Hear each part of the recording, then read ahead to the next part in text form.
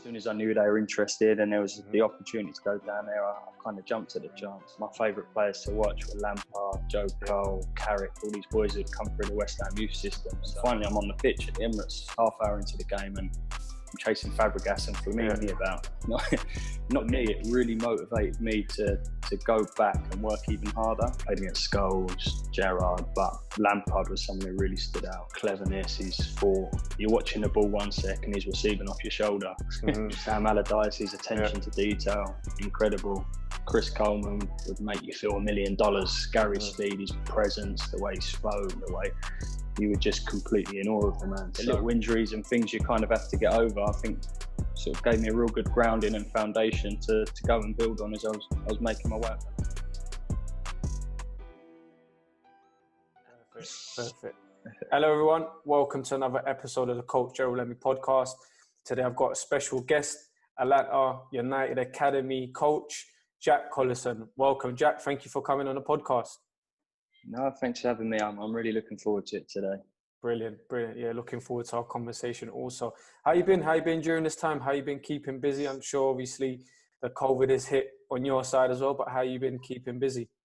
Yeah, I mean, I'm not going to lie, it's obviously been difficult. I suppose the biggest challenge is just trying to keep the kids engaged without giving them too much where they don't really want to do it. So obviously Zoom's been a godsend, lots of technical and sort of assignments and Google Classroom, and hopefully we'll get to a point where we get back and everyone's happy, and I think everyone's really going to appreciate being back on the pitch again, aren't they? Yeah. No, for sure. I'm looking forward to it. How's the kids been keeping you busy? Yeah, no, I look a little bit tired today. It's been a hard few days. The baby's decided to go backwards on her sleeping, but no, it's good. I mean, the positives, I suppose, been spending a lot more time with the family. Yeah. You know what I mean? Spending more time with my two little girls, which has obviously been great. But obviously, I can't wait to get back on the pitch now as well. I'm missing it, so get me back out there. For sure, I agree with you. Yeah, hopefully soon. But the MLS has started back up, have they? Yeah, so I mean, the first team and the USL going really well.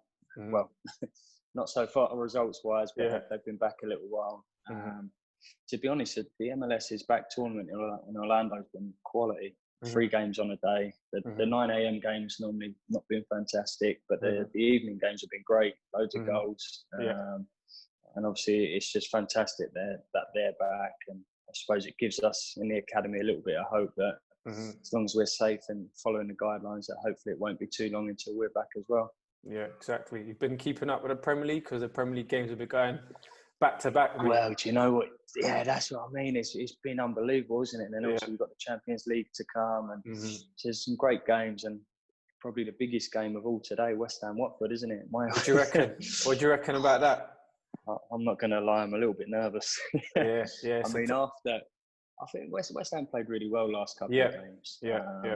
Putting some good performances. So I think we'll have enough to get the job done, and I think whoever gets the 3 points today, either us or Watford, is probably safe then for the season, because Bournemouth and Villa have both got a couple of tricky games. West Ham play Villa last game of the season, but I reckon 37 points will keep us up. So hopefully today's the day to do it. I hope so. I'm an East End boy myself, so I hope they stay up. Hey, love that. Yeah, fingers crossed. Hopefully. So Jack, listen, let's get into a bit of your career, like in terms of your upbringing and where you grew up. What was that like? What was your childhood like? What sort of obstacles did you go through, and how did you get into football? Well, yeah, no, I mean, I hope you got a little while. we got as much as you want, mate. No, I mean, I was that kid who was completely obsessed with the game.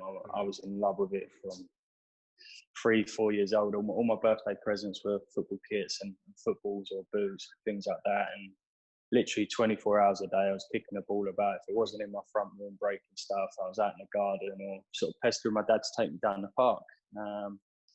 And obviously, as I started to get a little bit older, I was starting to get quite good and played grassroots for a couple of local sides. I played for Parkfield Youth, where I lived in Harrow, and then moved to Bedfordshire and ended up playing for Sheffield Saints. And sort of within my first season, I actually got picked up and signed for Peterborough.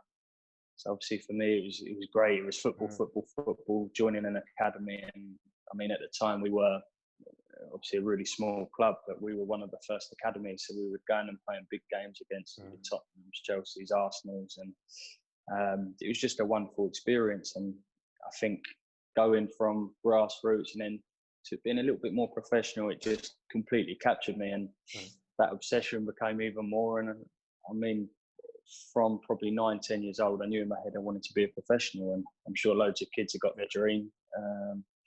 I was one of the lucky ones who sort of managed to carry it on, and stayed at Peterborough from 9 until I was 12 or 13. And unfortunately, they closed down the youth system. So having to leave somewhere which I loved was obviously quite difficult. But thankfully, ended up going to Cambridge. Had a wonderful couple of years there, and just got to the end of my under-16 year where I was about to go on full-time scholarship. Dreams of getting in the first team young and sort of going down that route, and they closed the youth system there as well. So I thought I was cursed.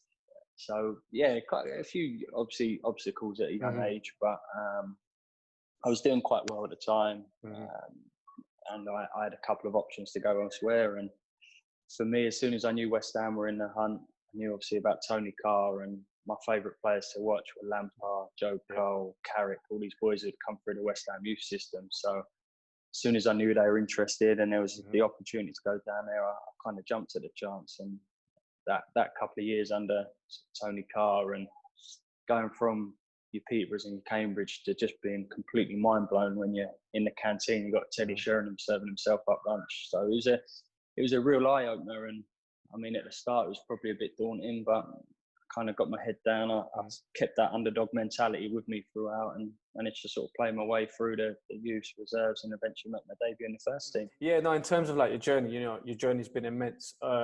Just wanted to touch on, like you said, where you was at Peterborough and the academy closed down, you was at Cambridge, the academy closed down. Now, at that point, did you ever feel like, in terms of would you make it as a professional? Was there any support in terms of like coaches or friends, family? What sort of support? Because as a young man, you could think, is this for me? Yeah, no, I certainly felt, especially the second time when it closed at Cambridge. But I'd already been down to a few of the bigger clubs. I'd spent time at Man United, and when I played in the Nike Cup for them, and spent time at Tottenham. And there was a few clubs sniffing around. I mean, my mum used to get quite a few phone calls about sort of trying to get me out of the so-called smaller club and go to a Premier League team. But I had it drummed into me from a young age. Obviously, being at Peterborough, I said that underdog mentality, where my route was going to be hopefully getting in the first team really young. I got to watch Simon Davis and Matty Everton come through the youth system at Peterborough, boss it in the first team, and then both get sold on to Tottenham. And that was kind of in my head the route I was going to take. And I think when Cambridge shut down, there certainly was that thought, right, what's happening? What am I going to do? But I was so determined, and as I said, that obsessiveness with the game, it sort of shone through, and I just felt there was nothing that was going to stop me. And it's funny looking back now, we look at ways in trying to build resilience in these young kids, and them little speed bumps at Peterborough closing down, at Cambridge closing down, and the little injuries and things you kind of have to get over, I think sort of gave me a real good grounding and foundation to go and build on as I was making my way up the ladder. No, for sure. And you said something interesting there in terms of, your mum trying to get you to the so-called bigger clubs. In terms of like, in your opinion, what advice would you give to like parents or even players that are, possibly playing at, like lower league clubs? Would you advise for them to keep chasing to get to that in terms of higher profile clubs at a younger age? Or would you suggest for them to, get their mark, work somewhere? It's a tough one, because I'm sure there's a lot of parents. It's a real difficult one. I mean, I was very fortunate. My mum was very grounded. I mean, she had people ringing and offering her money and offering her this and that to take me away from Cambridge. But she knew I was happy. She knew I had good coaches and was getting a real good footballing education. So for her, as long as I was happy and doing well, she was happy and fine with it. So as I said, in my head, that was my route. And I think you see the likes of Dele Alli, who's done so well at MK Dons, probably had 50, 100 league games before he was 18, 19. And I think that's really helped him on his journey. And then you could go complete full circle and look at it the other way. Someone like a Declan Rice, I don't think Dec ever went out on loan. Mm-hmm. Bided his time. He had obviously Reece Oxford ahead of him, who Yeah. 16-year-old playing in the first team, always sort of in his shadow, but he got his head down and worked hard. And all of a sudden, at sort of 19, he's the main man in West Ham's first team without having to go out on loan. Sort of coming through a really well-known academy where there's going to be real top competition. So I think everyone's pathway is unique, and everyone's pathway is different, and it's just about understanding that and just trying to be aware of what's around you and making the most of your opportunities. But I wouldn't be scared of, if I was a youngster now, being at a so-called smaller club and trying to make my way through that way. I think that's kind of changed that sort of mentality where, like you said, you've mentioned the likes of Dele Alli, who's come from, MK Dons to where he is now. So I think that kind of mentality is slowly changing, where we're seeing a lot of players drop down, come back up, but then at the same time you can get stuck down there. Do you know what I mean? It's a completely different ball game when you get stuck down there.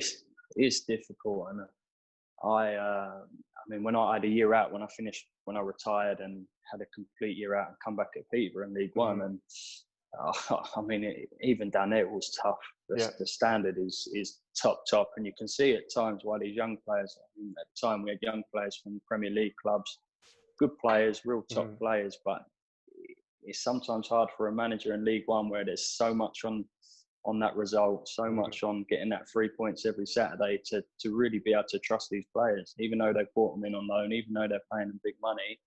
At times you might just need that older head and that older experience. So it's so tough to find that balance. And I think the big thing is for the players who are going out on loan is just to make sure they do their research, speak to the manager, find out what their role is.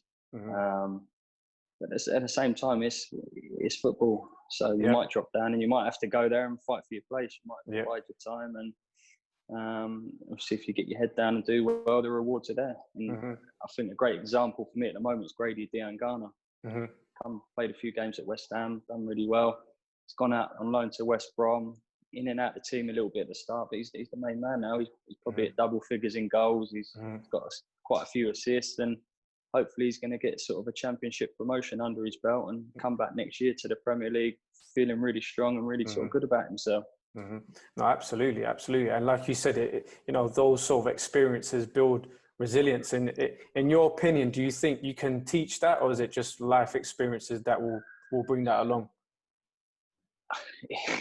It's a great question. It's the golden question, isn't it? And I think working in youth development now, I'm constantly searching for ways we can sort of build resilience. And I mean, in the old days, it was about older players being horrible to you, being tough when your coach is screaming at you. And I think the kids are completely different now. You're not going to get success doing it that way. Then they're going to switch off. They're not going to listen. So it's about being clever and finding other ways. And I think little road bumps in the way obviously help people. I would say I was probably quite fortunate that I had so many life experiences through the game that it kind of built up that resilience over time. And I suppose probably the biggest thing that I try to do now as a coach is just having an awareness of it. Okay, sometimes I will be a little bit tough on you, but it's tough love because you've got potential, and I want to help you realise that potential. The biggest sort of tragedy would be if you're a fantastic young player and you don't hit that potential because I haven't maybe pushed you enough, or you found it a little bit easy at times. So I suppose having that awareness and constant dialogue and just trying to be honest with these kids and maybe recognising if they are going through a tough time that, hey, why can't you use this to your advantage and try and sort of come back stronger from it. And as I said, it really is the golden question, and I'm constantly searching for ways, and I'm sure you guys are as well, about how to build it and get it into them so that when the time comes and they're walking out in front of 40, 50,000, they're ready to perform and they're not sort of overawed by the occasion. Exactly. No, mate, I think he's trying to find that balance now. Like you said, times have changed, and it's about, coaches learning new ways to communicate with these players. Because like you said, especially back in the days, it was more so a command. It wasn't like I'm asking you a question. It's more so you better do it, otherwise you're out.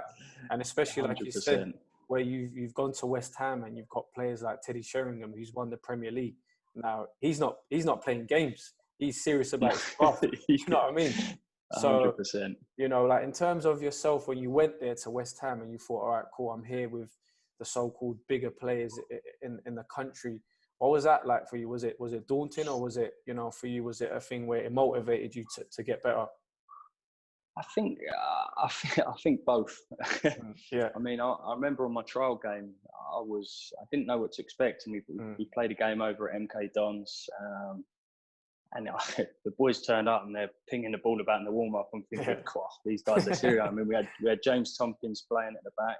He's gone on, had a fantastic career, and ended up being sort of one of my best mates I've ever met in football. And Zavon Hines played as a striker, tearing people up, ripping people up. Went on to do it in the Premier League, and probably at first it was a bit like, but then, as I said, that sort of underdog and that fighting spirit that was just embedded in me from them Peterborough days just kind of come out, and I thought, look, I've got to make the most of this opportunity. I know what I want. Everything's there. The facilities are great. The players are great. You look above me, I've got some great role models to learn off who are in the first team. It's probably the perfect environment for me. So it's about sort of grasping it, getting my head down and just making the most of that opportunity.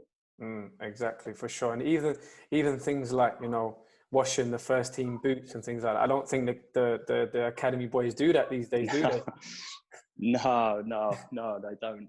They've got some fantastic kit men over at West Ham who do it for them. But exactly, I'd say that's probably been the biggest change that I've noticed over in England. Just kind of the separation between the first team and the academy. I mean, a lot of the time they're on completely different sites. And as I said, for me as a youngster coming up, the opportunity to see Teddy Sheringham, not just to see him on the pitch, I know what he does on the pitch, but what he does in the gym, what he's eating every day, how he looks after himself was massive for me in my development. And now it's the first team are so protected, they're so sort of away from it all, everything's closed off, it's impossible to get to them. And I think that's a big part of what maybe the boys do miss at these bigger clubs sometimes.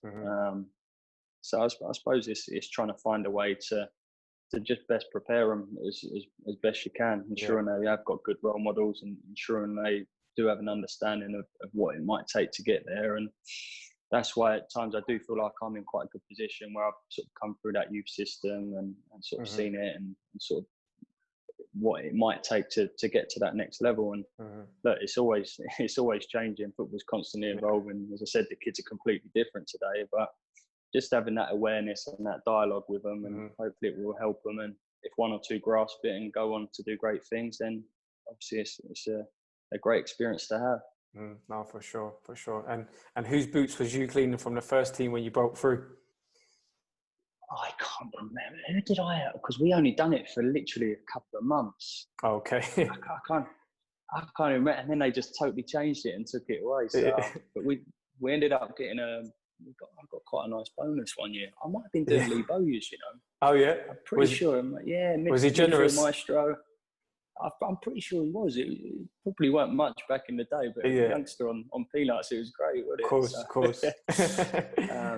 But no, I thought them things were great, and even now, it's, as I said, trying to find little ways that you can just to give these kids a bit of an understanding. And I think the biggest thing that I've been working on recently is just trying to create some accountability and ownership for the kids that they kind of little things, even turning up on time to a Zoom call or getting their assignment in on time. And it's just trying to create that ownership that they've got to take charge of their journeys, because it's their journeys at the end of the day. We can give them all the opportunity in the world. We can give them great facilities. We can hopefully put on the odd good session here and there. Yeah. But ultimately, it's down to them grasping it and really sort of finding their way and working out what it takes to get where they need to get to. No, for sure. And in your opinion, obviously you've played at the highest level. In your opinion, what's the transition from academy football to the first team? What sort of mindset would you have to have, or in terms of attitude as well? You need to be a little bit ruthless, I'd say. Well, you need to be very ruthless. I kind of had, I mean, my first taste, I made my debut at 19 against Arsenal at the Emirates. and I'd been knocking on the door. I'd been training really well with the first team. I'd travelled for months and months and not made the bench, not made the bench, not made the bench. And finally, I'm on the pitch at the Emirates, half hour into the game, and I'm chasing Fabregas and Flamini about not getting a kick. And the game finished. I mean, we ended up losing the game 2-0.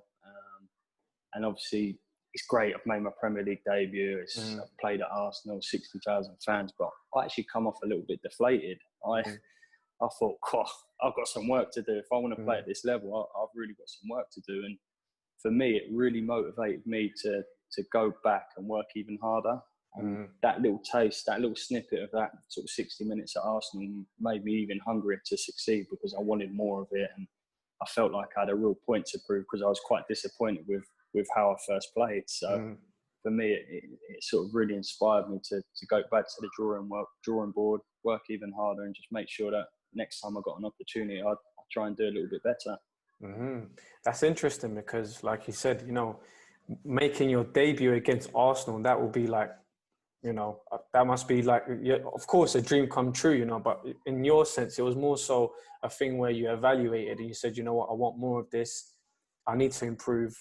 You know, Fabregas is his levels right now, so I need to get to that. But it's interesting because a lot of these youngsters these days now, they're not even made a first team appearance, but you know, they've got the first team cars, you know, like first team lifestyle.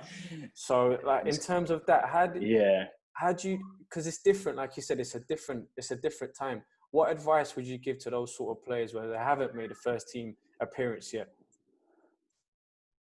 Yeah, even more so now with what's going on with it's so difficult. And I see these under 23 players, fantastic players. Technically, the kids nowadays are just on a complete different level to where we were sort of 10, 15 years ago. And fantastic players, lots of them on big contracts with big money, but if they haven't quite grasped it and made that sort of first team step, it's hard for them when they come out, because there's probably 5 or 6 lads from each club in England, all at the same level, all good players. But all of a sudden, they're kind of searching for a League One or a League Two club who aren't going to pay the thousands they're on a week. Give them a contract, and it's a bit of an eye opener. Not only that, once they actually get in there, it's bloody hard work to get in the team and be consistent and be able to produce on a Saturday, Tuesday. I mean, the facilities might not always be great. The travel, the hotels might not always be great, and it's a big difference from being up here at maybe a Cat 1 23s club to actually seeing what it's really like in League Two. So I suppose my advice would just be, look after your money. Look after your money if you're getting paid well, and just try and make the most of every single day. Every day is an opportunity, and it might be one small thing that gets you that into that shop window to maybe get you over with the first team. It might be a loan move here. Whatever it is, you've just got to try and make sure you're on it. You're ready for every opportunity that comes, and you're a bit lucky on your way. Well, mate, definitely. And I think obviously going back to your career, when you broke into the first team, you really, really worked hard. And, you know, was it Zola that gave your debut? Was it? It was Kirbysh who gave me my debut. Then when Zola came in, he made me sort of a regular, I suppose. I was playing week in, week out under Zola, How was he like as a manager? Unbelievable, man. Unbelievable. I mean, I used to go and watch Chelsea as a kid. My old man was a mad Chelsea fan, so I was lucky enough to actually go see him in the flesh and see him live. And I had a couple of Zola shirts back in the day. So when we knew he was coming in, we were like big kids. We were so excited. It was fresh. It was new. It was an unbelievable player. And I've told this story so many times, but he come in on his first day, play a short in a sort of 5-a-sides. We're playing a 2-touch game, and the jacket comes off. He's ready. He's in there. He's got to show you boys how it's done. The ball is pinged into him. He's managed to like Cruyff turn or something. He's spun and he's dinked Rob Green from about 25 yards. The most ridiculous goal you've ever seen. And everyone's just stood there. We started clapping him. And he was like, it was kind of one of them. I think it hit him. Oh, right, I'm a manager now. And he actually apologised to us. He was like, hey, sorry. But I mean, in terms of being probably for him, the biggest thing I'll take from him, he was so humble, and humility is a big thing that everyone talks about. But superstar, probably one of the best players to play in the Premier League. And a lot of managers I found, if you're not in the starting 11 or the first couple of subs, they don't really care. And here's this absolute superstar, and he's taken a group of 5, 6 youngsters after a training session to do some finishing, or with me, who take me away, and we'd do a load and loads of passing, first touch stuff, passing, first touch stuff, passing. And this was before I was even sort of in his thoughts to get into the team. And I think over time we sort of built a really good relationship, and he ended up giving me an opportunity. It was great. Manu away, coming at half time at Old Trafford, played really well. Come on as a sub in the next game, scored in that game, and after that I was kind of a regular. But the whole time he's constantly wanting to do extras. He wants to know about your life, your family, and even when I had my knee issues, he brought me in some metal plate that I had to sleep on under my knee because he had read about it. So do you know what I mean? Like, little things. I'm out the way. I'm injured at the time, nowhere near his first team, ages away from playing. Yet he's trying to think of ways to kind of help me and sort of still make me feel part of it and feel good about myself. So for him to come in, it was class. And some of the football we played was just unbelievable. And I think they probably fired the gun a little bit too soon, West Ham, because I think we would have been fine the second season, but it wasn't to be, and they decided to go elsewhere with it. I think that's football for you nowadays. Like a lot of managers, they don't get much time. You know, we've seen there's a short span of managers. It's tough out there. It's tough out there, but it definitely is one of them. Would you go into first team? Yeah, managing? That's my long term goal. I want to have a go at first team. I mean, a big reason why I actually got into the coaching was because I retired at sort of 26, 27, but I was probably finished at 23. So I feel like a lot of my career was kind of cut short, and I think taking a step away, I really missed that match day buzz. You know what I mean? Them butterflies as you walk out there, the big crowd, and just that intense pressure. I miss that intense pressure. So for me, I want to go out there. I want to experience what it's like on the big stage, and try and be a top coach at the elite end. But I'm under no illusions. It's going to take a lot of hard work, and I'm probably in the perfect position now where I'm out on the pitch 5 days a week. I'm working in youth development, so I'm getting to work with great players. But at the same time, there's not that ultimate pressure where if I lose a game on a Saturday, I might be getting sacked. So I'm still trying to sort of find my way with that and work out how I want to be. But long term, I want to have a go at it and see if I'm any good. I'm sure you'll definitely have a crack at it, mate. And I wish you the best of luck with it.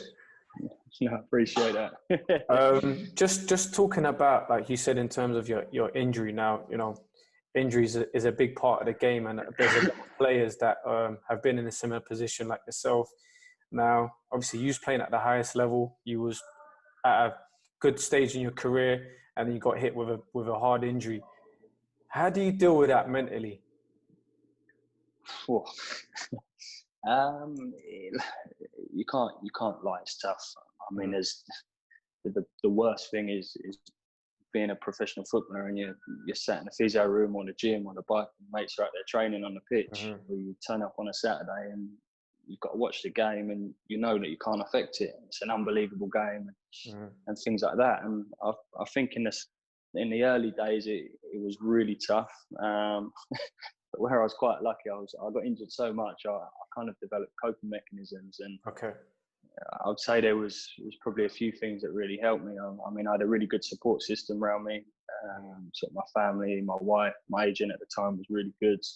Just in terms of keeping me motivated and keeping me on track. And it comes back around again when you talk about being really obsessive. I'm a strange person. I mean, I used to set myself weekly goals, daily goals, log everything. And I found quite often when I was having a bit of a shitty day or a tough day, I'll just come home and write stuff down. And I've got probably 10, 15 journals at home, like real thick ones, just probably full of crap. But it'd be interesting to sort of go back and see my mindset, my mentality at the time. And I think when something's taken away from you, it makes you even hungrier to sort of come back. And I mean, after my first injury, I was probably never the same again. Sort of 20, 21 years old, which is disappointing. But then I can look at it the other way. After that, I've probably got another 100 games out of knee that was completely written off, and still got to experience promotion, and still got to play in the Premier League and international for a bit longer. So I really kind of tried my best to maximise what kind of cards I was dealt. No, it's interesting in terms of, again, like mentally at that time, was you getting any help, like psychologically or anything like that by the club, or was you speaking to anyone? We had a couple of psychologists sort of come in and out. No one was really constant. We had sort of people drop in and out. But I would say my advice to any sort of young player or any player who's going through it is probably find that person you can trust and really open up and talk to. I was probably more of someone who would keep it to myself, and by writing things down, I felt that was kind of my way to sort of get it out there and feel better about things and work out how I was actually feeling, because I didn't like people feeling sorry for me. I was never one of them who wanted any sympathy. And for an injured player, you'd walk in the club in the morning and and before you've even got to the change room, you've got 15, 20 people asking you how your knee are. So it's like, it's great. I'm injured still, but thanks. But they're asking because they want to kind of make conversation and make you feel better. But at the same time, you've been asked the same question 15, 20 times before you've even got in and kind of took your kit off. Yeah, it just gets to a point where you think, it's great you're asking me, but at the same time, I just want to come in, get my work down, get my head down, and I know today I'm another day closer to sort of where I want to be. But yeah, definitely writing stuff down helped me. Yeah, having a good support group around you, and I suppose one of the biggest things is I had my eldest quite young. And just being able to go home and have a crazy kid running about just gave me something different to focus on, and it gave me that opportunity to switch off. I wasn't able to sort of sit there and linger and feel sorry for myself, because I had my little girl that I had to go and make sure that I was trying to be the best dad that I could be. No, that's interesting, because I read the other day, I think it was Ishko, he was injured, and they showed an image of Marcelo that would go and watch his rehab sessions and watch him train by himself, and like that sort of support. Did you have any of that support from the players or anything like that? Yeah, I suppose you've also always got people you're closest to, and coming through the youth system, I was always really close to Mark Noble, who's up there playing in the first team. He kind of opened the door for the rest of us. And then James Tompkins, we made the journey at the complete same time, youth team, reserves, and broke into the first team at the same time. So I used to be able to sort of confide in them and talk to them guys. But as I said, I didn't really ever want anyone feeling sorry for me. So if I felt I really had to vent or let loose, then of course I would. But I was always someone who dealt with things probably internally, which has its benefits, and obviously there's negatives to it at the same time. But I got to a point where it really helped me, and as I said, by writing things down, it kept me on the straight and narrow. It kept me focused, and it gave me an opportunity to come back time and time again. Mate, it'll be interesting to see. I know it's more personal to yourself, but seeing that journal, you never know, mate. It could be a top seller. It could help out a lot of people. Do you know what I mean? There's a few swear words in it that might be bleeping out. But no, I've got so much stuff like that. And I reckon that's maybe another reason why. Okay, my career was quite short in terms of time, but throughout that period, I experienced sort of injury. Lost my dad at a young age, got relegated, got promoted, was in a team playing really well, in a team struggling at the bottom of the table. So in terms of experiences, both on and off the pitch, it just gave me so much to deal with and learn from. And now I'm obviously older, and I look back, it really sort of built me as the person I am and the coach I am. And hopefully it put me in a good position now when I need to give advice, or I need to help a young lad out, or I've got the opportunity to do something just to help someone. I think that experience has really helped me and sort of rounded me as a person and as a coach. Wow. Mate, again, like just your journey, your story, your backstory as well. It's like mentally you have to be really, really prepared of life. And mate, you're doing an amazing job. And in terms of just people listening to this story, I'm sure there's loads of people that have gone through the same situation as yourself, and some people could have gone left, some people could have gone right. For you, you used the in terms of like the writing, sort of an outlet for yourself. How did you come to realize that was your outlet, you know, to write things down? Yeah, good question, actually. I've no idea. I think my mum was always one for keeping lists and journals and writing things like that. And yeah, I suppose it's just one of them. It's not for everyone, but it seemed to sort of work for me and help me. And don't get me wrong, I had a lot of dark days, a lot of days where I was probably really moody or angry and hating the world. But in life and in football, you can't linger for too long. I always had the rule, no longer than 24 hours feeling sorry for yourself or complaining to yourself. And I think if you've got that focus, and I keep saying it, that real sort of desire and drive and obsessiveness that I had from probably 5-6 years old, it kind of will come out in anything you do. And I think that's what really sort of brought me back time and time again. And the biggest thing for me was when I left West Ham, I tried to come back and really struggled. My knee was terrible. I had a bit of time at Ipswich, and Mick McCarthy was great to me. I couldn't move, and I was out there, and he just kept persevering just in case I turned the corner, but I didn't. And then I spent the rest of the year going to see the best specialists in the world, working day in, day out in the gym, down the pool, out on the pitch, just using the best people possible to give myself every opportunity to come back. Come back to Peterborough the following season, and probably within 3 or 4 games I knew I was finished. But I think that having that period out, it gave me a chance to say, look, I've tried absolutely everything now. I've given it my all. I've been to see the best people in the world, and maybe it's just not to be. And I think having that closure and that opportunity to step away, I kind of knew the time was right. And thankfully I landed on coaching. Thanks to Barry Fry at Peterborough, and I instantly fell in love with it. And all of a sudden, that was my passion and my thing, getting me up early in the morning and wanting me to get into work and get out on the grass and try and improve and get better at that. No, that's amazing, mate. That is absolutely amazing. Now, in terms of like your mindset, let alone for me personally, that's an elite mindset, you know, going against those days where you said you got that 24-hour rule. Now, in terms of yourself, how would you define having an elite mindset? Oh, the golden question. I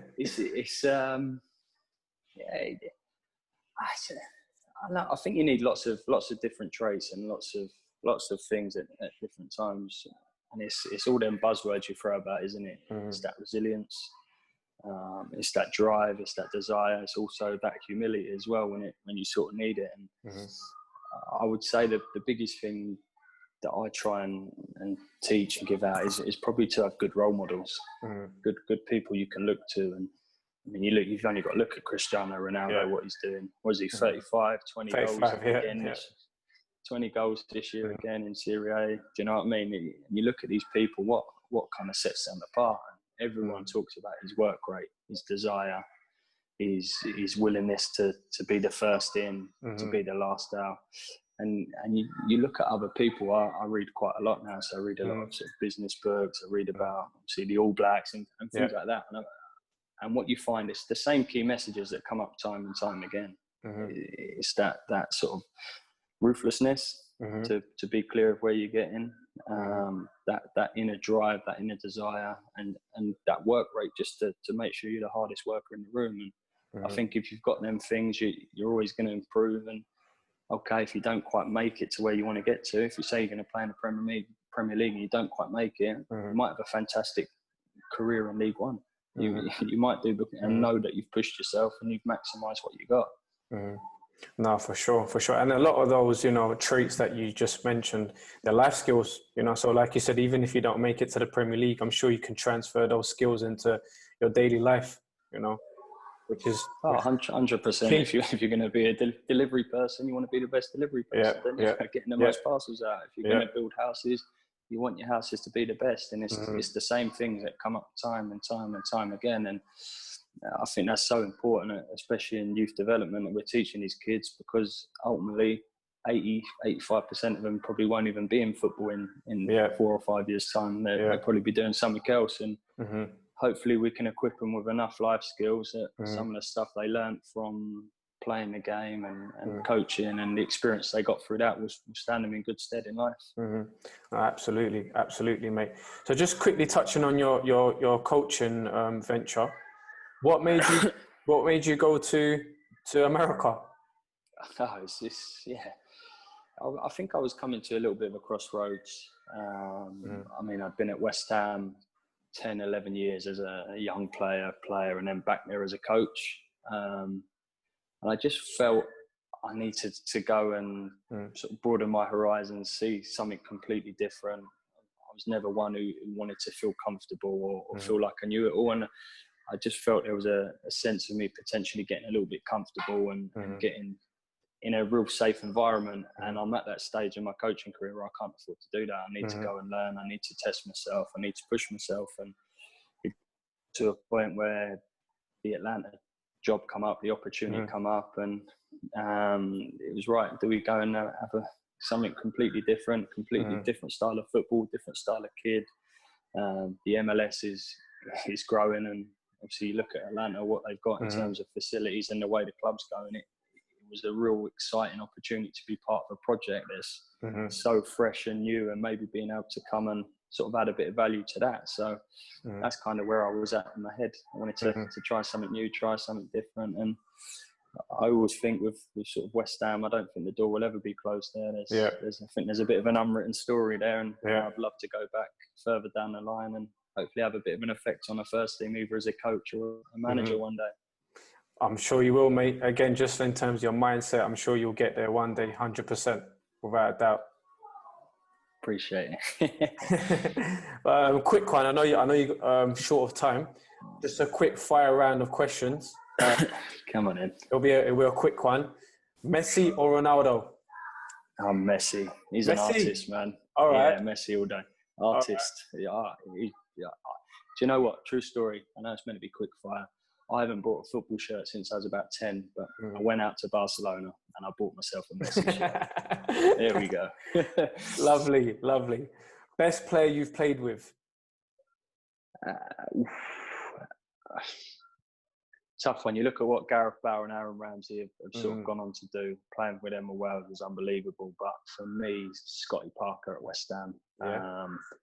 He was incredible, the way he trained, the way he played. And he played at the base of the diamond and I was off the right or the left. And just someone who was there to always get the ball if you're in trouble or make a big tackle if someone was giving you a bit of stick. And the biggest compliment you can play him, I think he won Football Writers Player of the Year and the team got relegated. So, he was pretty special and someone I really looked up to, Perfect. Best player you've played against? Probably played against a few. Yeah, there's 2 or 3 that really stand out. My second ever game for Wales, I think it's still 19. We played Holland in Holland. I was up against Wesley Sneijder. Yeah, he gave me the runaround. The only time I got close to him was end of the game. I got to get his shirt off him. It was the only time I got close. He was incredible. And in the Premier League, I was really fortunate. I mean, I played against Scholes, Gerald, but Lampard was someone who really stood out. Just his cleverness, his thought. You're watching the ball 1 second, he's receiving off your shoulder, ready to score a goal. And where he got so much stick against West Ham, he must have scored against us every time we played him as well. No, for sure. Just touching on Lampard, how do you feel he's doing in terms of his managerial career so far? He's been unbelievable. The way Chelsea have gone about business this year, probably slightly shackled in terms of all the transfer stuff and that, but how well have all the youngsters done? Yeah. I mean, Mason Mount's been fantastic. Billy Gilmore's obviously come in. Reece James. They've been my favourite team to watch this year. No, they've been exciting. The way they try and press, the way they try and play, and doing it without having all these massive superstars has been great. So it's going to be really interesting to see how he goes about it next year and see if they can take the next step if they get obviously Havertz and Werner and all the other boys. So they've been great and he's been fantastic. That'll be interesting for sure. Favourite manager you've played under? Yeah, easy one. Zola. Zola, yeah? But but probably the one I spent the most time with. But I mean, I'm so fortunate. Played under some great people and take little snippets off each of them. So Sam Allardyce's attention to detail, incredible. Chris Coleman would make you feel $1 million. Gary Speed, his presence, the way he spoke, the way you were just completely in awe of the man. So little things that you kind of take off all these great people. But for me, Zola was the one who really stood out. Interesting. You scored a few. Favorite goal? Not many. It's a real good one. I would say probably, I think my first goal, maybe that moment that you see the ball sort of floating past the goal, and it was a real good goal actually. Scotty Parker backheeled in, I opened up and just put one in the top bins. And I remember it was almost as like it went in slow motion as it went past the goal, and as it hit the net, just that feeling was indescribable. I didn't know what to do. I think I pulled my shorts up, run off, and got. But that feeling of the ball actually hitting the net in the Premier League for the first time was just incredible. And we actually ended up, I put us 1-0 up, and I remember watching the scoreboard. It's sort of 80 minutes, 1-0 up, and we ended up losing the game 3-1. Do you remember your celebration? Match of the day. I think I just ran off just in sheer excitement. I think Freddie Sears was playing at the time, and another youngster, and he was trying to grab me and all of that. I was too excited. So. But that one, and probably the most important, I scored 2 in the playoff semis when we played Cardiff the year we got promoted to the from the Championship. So they were sort of real important ones in the journey that year. Right, last one. What's the best lesson you've learned in the last 6 months? Last 6 months, probably been the importance of being able to adapt. And just maximizing what you've got at your disposal. Like, we could sit around and complain about what's going on, but me personally, in terms of my growth, it's been great being on all these Zooms and hearing these great people talk and trying to make the most of all the sort of CPD stuff you can do. Catching up on projects, and at the same time, completely different style of approach working with these young players. The biggest thing I'll take from working with the players in this way, through these assignments and through these calls and through this different stuff away from the pitch, I've got to know these kids on a completely different level, and hopefully it's going to help us as we go into next season. So just being adaptable and being able to make the most at what you got. That's powerful. One last thing, mate. If you ever lined up for Spurs as their number 9, I don't think anyone will question it. Has anyone said you look exactly like Harry Kane, mate? Yeah, I've had that a few times. He's better looking brother. I wouldn't mind being 200 goals in though, would you? Not at all. He's been amazing. I'll take that. No, for sure. But listen, Jack, I appreciate it again, like your time and again sharing a bit of your journey. I'm sure whoever's listening, it's been a real inspirational one. Wish you the best of luck, and hopefully we'll see you one day on the touchline at the Premier League, whether it'll be with West Ham or someone else. But got all faith in you, and again, really appreciate it. No, appreciate it, my man. Thanks for having me on. Anytime. Cheers, Jack.